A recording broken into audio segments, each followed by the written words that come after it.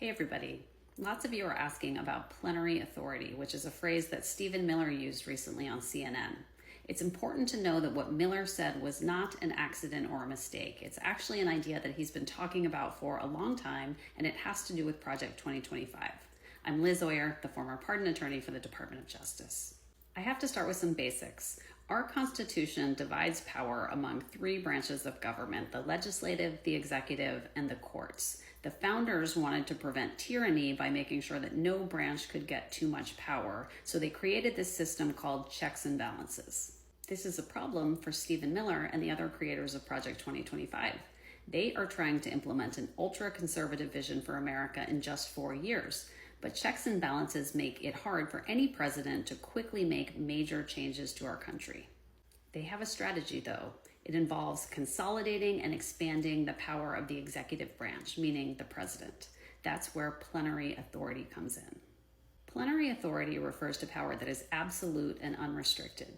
The only area where the Constitution gives the president plenary authority is over pardons. Presidential pardons cannot be reviewed by Congress or the courts. In all other areas, the president has to share power with Congress and the courts.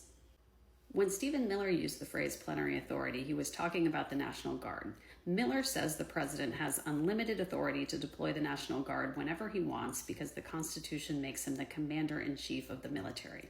This is wrong. The Constitution actually gives Congress the authority to decide when the National Guard can be deployed. The president can only deploy the Guard in specific, limited circumstances defined by Congress.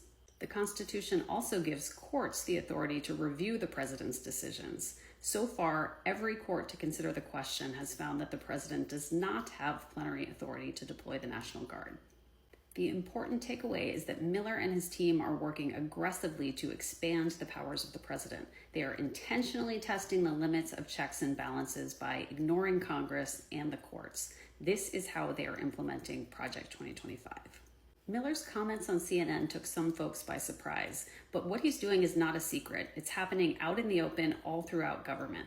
Virtually every news headline nowadays ties back to Project 2025's plot to expand presidential power. The courts and Congress can push back on this, and hopefully they will. But remember, we the citizens are the last line of defense for our democracy. We can demand more from our reps, and we can vote out of office all those who support empowering an autocratic president.